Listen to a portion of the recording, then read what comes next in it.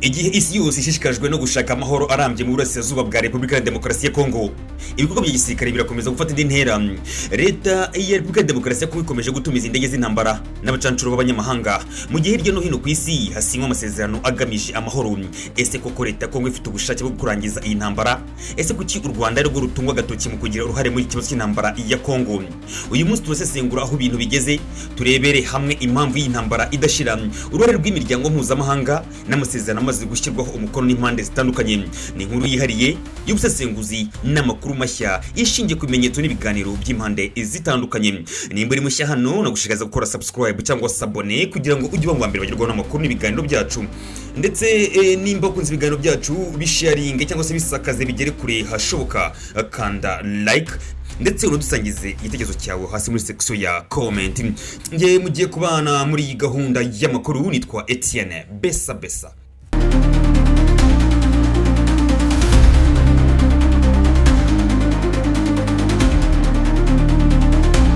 Nguhaikaze. Repubulika ya Demokarasi ya Kongo ikomeje kongera ibikoresho bya gisirikare n'abacancuro mu rugamba rwo kurwanya abarwanyi ba AFC M23 bigaruye ibice bitandukanye muri Kivu y'Amajyaruguru mu Kivu y'Amajyepfo hari mu burasirazuba bwa Kongo. Mu gihe imiryango mpuzamahanga ikomeje gusaba impande zose gukemura ibibazo binyuze mu biganiro, leta ya Repubulika ya Demokarasi ya Kongo ikomeje kwifashisha imbaraga za gisirikare. Amakuru yizewe yemeza ko iyi leta ikomeje gutumiza indege z'intambara zizwi nka drone zivuye mu mahanga zitezwe mu bikorwa byo kurwanya umutwe wa AFC M23 ukora mu burasirazuba bwa Repubulika ya Demokarasi ya Kongo. Uretse indege, hari andi makuru akomeje gutangazwa n'abasesenguzi ndetse n'ibitangazamakuru mpuzamahanga avuga ko RDC yongeye kuzana abacancuro b'abanyaburayi. Aba ngo bagiye gufasha mu bikorwa bya gisirikare ku butaka bwa Kongo, bashyigikira ingabo za FARDC mu rugamba abarimo barwana na AFC M23. Ibi bikorwa bibaye mu gihe hakomeje gusinywa amasezerano atandukanye agamije gushakira umuti ikibazo cy'intambara ikomeje guhungabanya ubuzima bw'abaturage mu burasirazuba bw'iki gihugu. Muri aya masezerano harimo amasezerano yasinyiwe i Washington DC muri Leta z'Ubumwe za Amerika, amasezerano y'Doha muri Qatar, ndetse n'andi yasinywe n'imiryango ya Afrika irimo SADC na East African Community, ndetse n'ibiganiro byaberaga i Rwanda, muri Angola, n'ibiganiro by'i Nairobi muri Kenya. Umuryango wa Afrika yunze ubumwe nawo bashyizeho umuhuza kugira ngo arebe uko iki kibazo cyakemurwa mu mahoro, ariko ibikorwa bya gisirikare bikomeje gutera impungenge abakurikirana hafi icyo kibazo. Ku ruhande rwarwo u Rwanda rukomeje gushinja leta ya Kongo kutagira ubushake bwo kurangiza iyi ntambara. Minisitiri w'Abanyamahanga w'u Rwanda Olivier Nduhungirehe yatangaje ko ibikorwa byo gushaka amahoro bikorwa n'imiryango mpuzamahanga bitajyana n'ibyo Kongo ikora imbere mu gihugu. Usibye n'ibyo kujya mu miryango yose y'akarere cyangwa imiryango mpuzamahanga, hari n'ibirimo bikorerwa kuri tere hari iburasirazuba bwa Kongo bidahuye n'ibi turimo by'ibiganiro bigamije kugarura amahoro, kuko guverinoma ya Kongo iracyatumiza intwaro, iracyazana turiya tudege twigenza twitwa twa drone itumiza mu mahanga, iracyazana n'abacanshuro. Hari abandi bacanshuro baje bashya iburasirazuba bwa Kongo. Ni ukuvuga ko Kongo ibyo ikorera Washington, ibyo ikorera Doha, ndetse n'ibyo ikorera muri Afurika muri ibi biganiro bya EAC na SADC ntabwo bihuye n'ibyo ikorera kuri tere hari iburasirazuba bwa Kongo. Bigaragara rero ko Repubulika ya Demokarasi ya Kongo idafite ubushake bwo kugarura amahoro iburasirazuba bwa Kongo. Twaba twizera ko aba bahuza bose bazakoresha ububasha bafite kugira ngo bumvishe Perezida Tshisekedi ndetse na guverinoma ye yuko amahoro ari cyo kintu abaturage bo muri aka karere bategereje, ko igisubizo cy'intambara gisa nk'icyo afite kuva kera ko kidashobora gutanga umusaruro. U Rwanda kandi ruvuga ko kuba Kongo ihora isabira u Rwanda ibihano mu miryango mpuzamahanga icyo kimenyetso cy'uko iyi leta idashyize imbere amahoro, ahubwo irimo gushaka gusebya igihugu cy'u Rwanda aho kugirana ibiganiro mu bwubahane kugira ngo hashakwe umuti urambye w'iyi ntambara. Rero ni ikibazo gikomeye, kandi kuba Kongo ihora mu miryango mpuzamahanga no mu miryango y'akarere yego u Rwanda hirya no hino, nabyo ni ikibazo, kuko ubu turi mu biganiro biganisha ku mahoro. Mwibuka ko nyakubahwa Perezida wa Repubulika yabonanye na Perezida Tshisekedi i Doha Qatar ku itariki ya 18 Werurwe. Muribuka ko najye ubwanjye nagiye Washington gusinya amasezerano, icyo bita amahame, the Declaration of Principles, na mugenzi wanjye wa Kongo. Hanyuma ubu ngubu twaba turi no mu biganiro byo kugira ngo tuzagere tuzumvikane ku masezerano y'amahoro. Turimo turakora ibyo bigamije amahoro mu karere, ariko mu gihe kimwe Kongo ikaba izenguruka isi yose isabira u Rwanda ibihano. Ibyo ni ibintu bitumvikana, ahubwo bituma twibaza niba koko Kongo ishaka amahoro.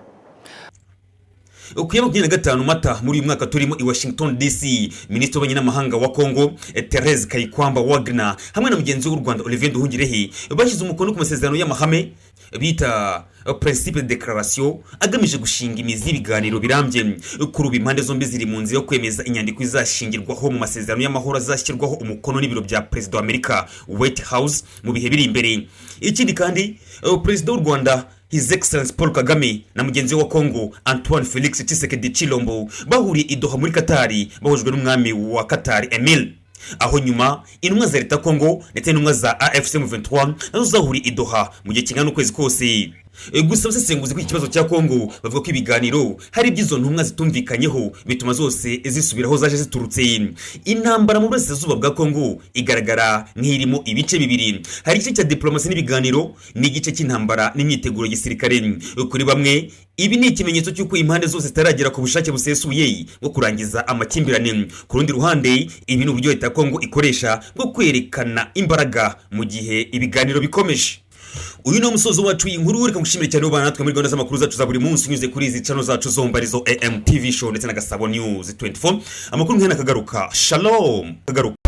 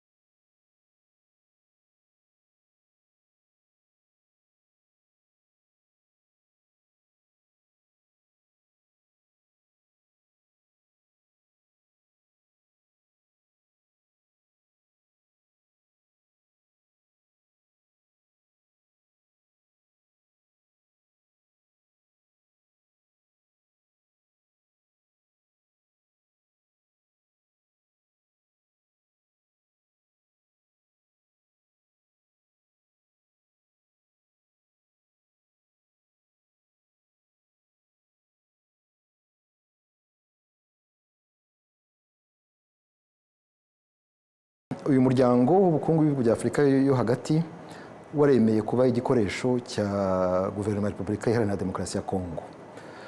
Ubundi iyi nama y'abakuru b'ibihugu, inama 26 yagombaga kurangizwa n'ihererekana bubasha hagati y'igihugu cya Guinea Equatorial kiyobora uyu muryango ndetse n'u Rwanda, kandi ibyo bikaba ari uburenganzira bw'u Rwanda n'uburenganzira bwa buri gihugu, kuko guhererekana ububasha biba buri mwaka kandi bishingira ku nyuguti zo muri alphabet z'igifaransa. Ni ukuvuga ko Angola ikurikirwa n'u Burundi, Burundi bugakurikirwa na Cameroon, gutyo.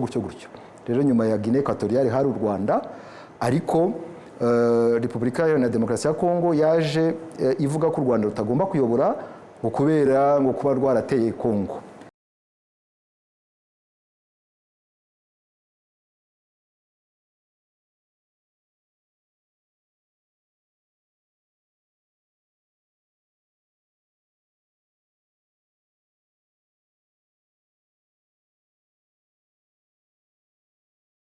Ibyo ngibyo mbere na mbere ni ibintu bitangaje, kuko Kongo mu bihugu byose nta gihugu na kimwe igomba kurega. N'iyi ntambara bavuga iburasirazuba bwa Kongo yatewe na Kongo ubwayo, kuko Kongo niyo ishyigikira uyu mutwe wakoze jenoside wa FDLR, niyo ishyigikira imitwe yitwaje intwaro y'abanyekongo ya za Wazalendo n'indi. Ni Kongo yazanye abacanshuro binyuranyije n'amahame cyangwa se amasezerano mpuzamahanga. Ni Kongo yateye u Rwanda inshuro nyinshi, muri za 2019 murabyibuka Rudurunana, 2022 baraduteye inshuro nyinshi, n'ejo bundi igihe habaga intambara ya Goma ingabo za Kongo zohereje ibisasu hariya mu karere ka Rubavu. Abanyarwanda 16 baricwa, abandi barenga 160 barakomereka, inzu zirenga 200 zigerwaho n'ibyo bisasu. Kugira ngo rero iyo Kongo ikora ibyo byose aba ari irega ikindi gihugu ni ikibazo gikomeye. Rero kuba uyu muryango wa CEEAC waremeye gukoreshwa na Kongo kugira ngo wemere ibyo birego cyangwa se wemere yuko presidence, ni ukuvuga ubuyobozi bwa Guinea Equatorial bukomeza uwundi mwaka, ngo kuko ngo hagomba umwanya wo kuperereza no kugenzura iby'ibi birego bya Kongo, ni ibintu tutashobora kwihanganira. Niyo mpamvu twavuye muri uwo muryango.